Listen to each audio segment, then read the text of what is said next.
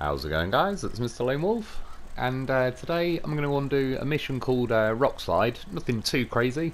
I need to go and get one concrete slab and one service spare part. And yeah, it's just a mission, but it's to clear one of the roadblocks that is kind of slap bang in the middle of the map, really, on Duncan Bay. And I've already built the bridge. Once I've done that, there's another roadblock-ish after that. Yeah, basically, up to the top corner to get the concrete slab, and I'm going to get the service spare part from kind of like down past where I'm at instead, because then yeah, I just don't have to go over to that service hub, and I can basically go straight over the crossroads down the middle of the map to the rock slide. And yeah, for this one I thought I'd take the Kenworth 963 back out, since I quite like this truck since they've released it, to be honest. And the fact that it had like a 3-slot cargo, I need 3 slots of cargo. Yeah, it all worked out pretty well. It was a good little chance. I nearly ended up equipping... well, yeah, taking a trailer. Although I knew I didn't need one, I was going to take the heavier of the 2-slot trailers, just to sort of see how well this Kenworth kind of pulls along, like once it's got like a bit of a heavier trailer and all the rest of it. Because I remember kind of a bit of a characteristic I found with the P12 back then was, I don't dislike the P12, it was just then when I did missions where I was hauling cargo, it felt like it sort of throws in the tail once you're over a certain amount of weight that it's towing. And with the P12, I don't even think it was like a crazy amount. I'm sure even something like a maintenance trailer started making it be a bit iffy. But yeah, in the end, I'm sort of glad I didn't. I sort of forgot the trailer. Got over there just fine. I was supposed to go right now and grab a service spare part. Carried on driving up the road. Thankfully I didn't actually go too far before I realised I wasn't paying any attention. What I should have done is just put like a waypoint just to the right a little bit in this yard, so I actually remembered to make the turn. And yeah, got my Kenworth set up. I changed the bumper on it for one that's got like better ground clearance, which is kind of handy a little bit later on. Got a crane on it. Got a goddamn horse me. Painted this one orange. I don't really know why I didn't colour match the loaf. Again, just in my own little world sometimes. And of course, by sometimes I mean pretty much all the time. It seems to be a pretty common theme these days. Again, I actually think my sort of sleeping pattern has shifted a little bit. Sort of start going to bed a little bit earlier. I mean, I say a little bit earlier, it's probably still when most people are getting up, but probably moved a few hours. It's yeah, we'll see. See what happens with that. I have to say as well, just back on this truck, yeah, it definitely is a bloody nice engine noise. You sort of don't realise how much you like it until you just mess around with the other trucks, don't really notice it much, and then you get back in this one. This goddamn horse and a Kenworth, they're the ones that flew off the cliff. Another red loaf as well. It's just a theme again, I don't know why I didn't colour match. Always take a hit of damage going down there. But for the most part, this mission in general, yeah, it's not a bad one. You can take more kind of... I don't know if I'd go with a highway truck, because at the minute I'm practically all roads. I mean, at the start of the game, or start of this mission, I could theoretically take the ferry. I've honestly not used the ferry once since I've put the loaf on it. Part of me, at some point I'm going to try it, because I want to see for curiosity's sake if when I travel across the ferry, if it'll like make the loaf sort of phase through the ferry and all that. I doubt it, because it's probably just load in a separate animation, but nonetheless I would like to test it out. But yeah, I really like cutting over that little sort of watery section near the garage. This as well is another good looking section on the map. Always ruins it though with these telegraph poles and wires in the way. I mean, it's not the end of the world, but I finally get it.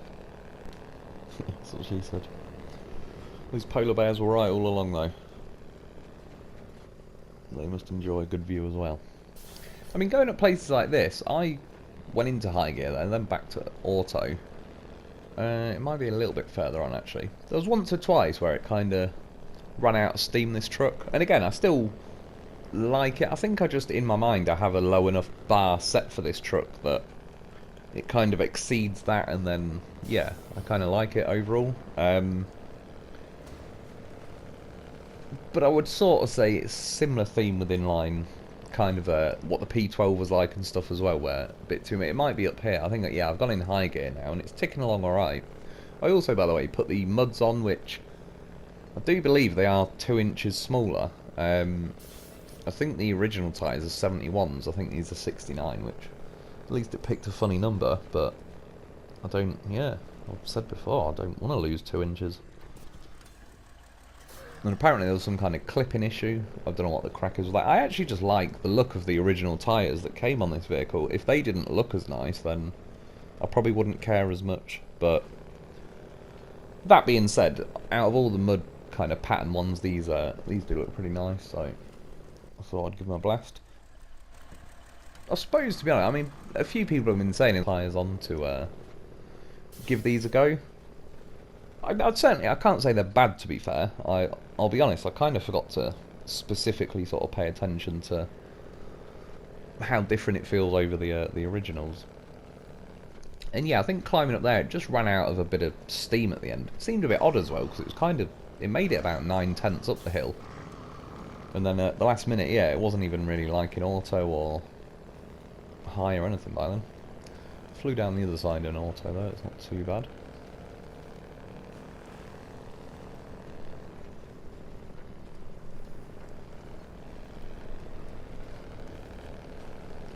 Even through sections like that, that's probably where the muds possibly improve the situation. Again, though, it's just having the extra big tyres. It just scales up the size of the tyres compared to every given rock or tree route. It seems to be a pretty common theme in this phase. Yeah, it's just any extra help being like taller than some kind of obstacle that you're about to drive over is generally beneficial. But that being said, the game, these are on the large end of the scale of tyres, so there's plenty of trucks that have got more 50-inch tyres than that, so you are still kind of set for most things. I think they could probably do with adding a tad more power to this truck. Nothing crazy. I don't want it to be some kind of rally truck, because it wouldn't really suit it. Although, that being said, if we can't have mod versions of it for some reason, they just haven't got the licensing to do it on console anyway. If you're on PC, there's probably already, I'm pretty certain there is mod versions of this. But yeah, since we're not going to get that option, I suppose it'd be nice if they did add like a bit of a extra juicy engine, just so we do have that option. Although I wonder if even that level of detail is kind of subject to licensing and all the rest of it. I wonder if like the engine codes or whatever roughly match, even if they're faked names, but do you know what I mean? Like if they just added a cat engine, I wonder if Kenworth would be like, yeah, no, we're not having that engine sort of on our trucks. Yeah, like I say, up to this factory in the top corner, lift the loaf up like so, pretty damn simple. Pop the slab in, and then for some reason I was trying to just pull the loaf towards me. Crane was deciding it wouldn't, so I did drop the loaf a little bit violently there, but he made it. He's a goddamn professional after all. He's on. So yeah, not that far to go now, and like I say, because I've already got my service spare part, I don't have to take a little detour. We're kind of over to the middle of the map. To be fair, it's not that far, but strictly speaking, although I did drive past it, so it probably cost me just as much time, if not more.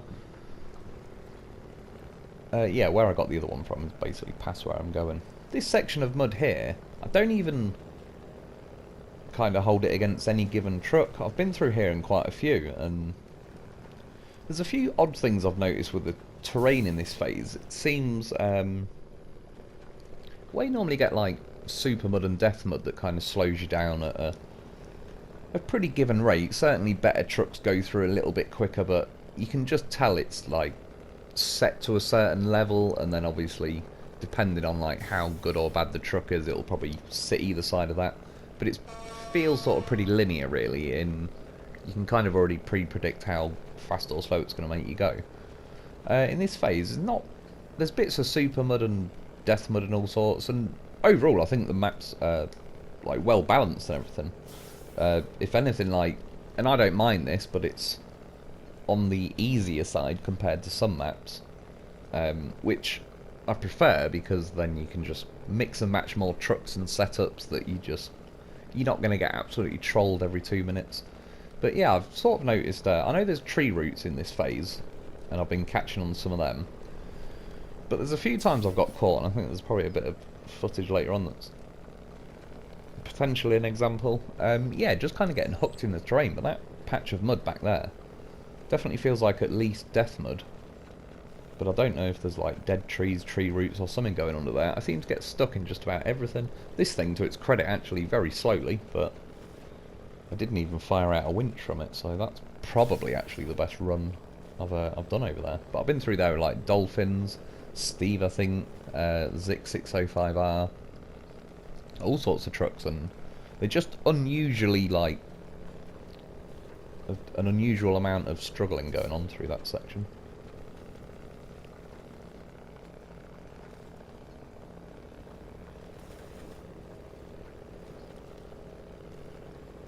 But ticking along here, I'm in high gear, and it's, as long as even keeping this pace, this is not too bad.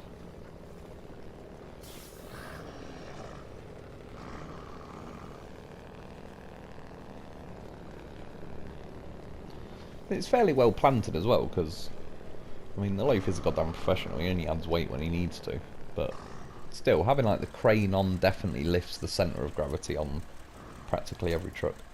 If I did like the old Spider-Man winch to that inside pole just to swing it round the corner instead of smashing into the crash barriers.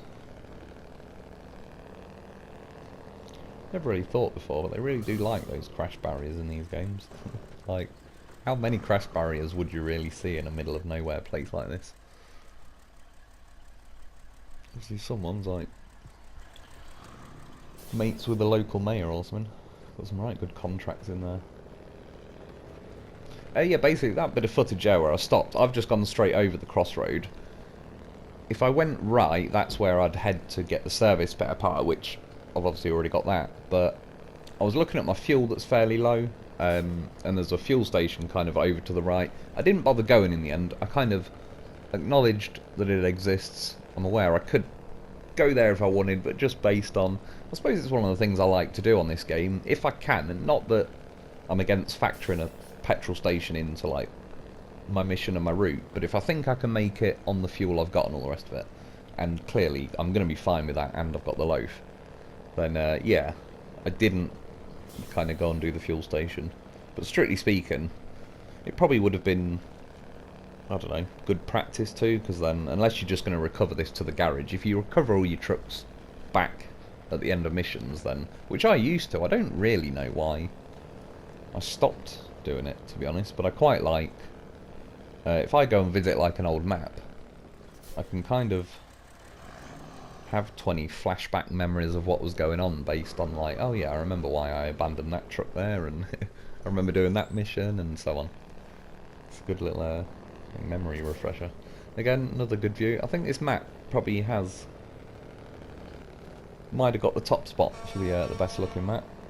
The anti-terrorist barricade. You see here though, it's a little bit more sloped on the other side of this big gouge out the road, and I think getting the bumper with a slightly better ground clearance, because those red steps that kind of sit down on the bottom front of the original bumper catch basically, like they are actually, they do have hitboxes. So yeah, that where I just drove over as well, it's another mission. I assume we're going to have to build like a log bridge going around the outside. You don't actually ever repair that big sort of dip in the road. Drove at that at full speed as well. The telegraph pole, to this truck's credit, it didn't actually take any suspension damage. I think you can get a little bit unlucky with them, but certainly back in the day. I'll have to try it with different trucks. You hit a telegraph pole like that at 2 miles an hour, and it will completely delete your suspension, your fuel tank, probably blow a tyre or two. Yeah, pretty simple. I'll just quickly unpack the Lo4f. drop both cargo off. He drops back into the sideboard, get him repacked, and we're good to go. And you see, I did actually have a... Well, now I can drive through the landslide, or rockslide, whatever it is. You could see a loaf in the background, which I used to earlier in the night, just to come down here and kind of originally scout the mission. I mean, again, look at him go, he's flying. But this is what I like about the loaf. Cutting in here, he's found a good line, so I'm getting over the mud pretty well. But then we get slowed down, and then bam. As always, you just hit winch, and you can always reach something. Always only just as well, but it's enough. And then, yeah, I got here, unlocked the mission, and then I kind of was looking at this and thought, yeah, I reckon the loaf could probably drive over this. And I did, obviously, like, at this point, I'm firing out a winch, but that's standard issue. What I was going to do, if it was not going well, see, it's the camera angle. That's the one thing I don't like when you go on extreme angles. The camera goes a bit mad. I reckon as well I could have drove around, like, the left, or possibly, I will say, without a winch. It's going to be slippery on the rocks, so I might possibly fall in. Might need a few attempts, I don't know. I mean, he is a goddamn horse, so probably only need one attempt. But yeah, there you go. See? He's a beast. He climbs over all sorts of stuff. See, now I got hooked in the map, though, because I don't... Can you see how it's snagging my vehicle? I did leave it accidentally in reverse there. But I'm hooked on something, like, this isn't normal. And then you'll see as I'm pulling the winch, it kind of... It's biting into something and pings off it, so... I couldn't specifically see a tree root. There's definitely not a rock that it's hooked on that's behaving like that. Yeah, just seems like I hooked into the terrain, whatever's going on with that. But anyway, yeah, that's another one in the bag. At least that's the road cleared. And yeah, that's about it for today. I hope you enjoyed. I hope that helps. Thanks for watching. Thanks for Patreon members. Get yourself a loaf, and I'll be back soon.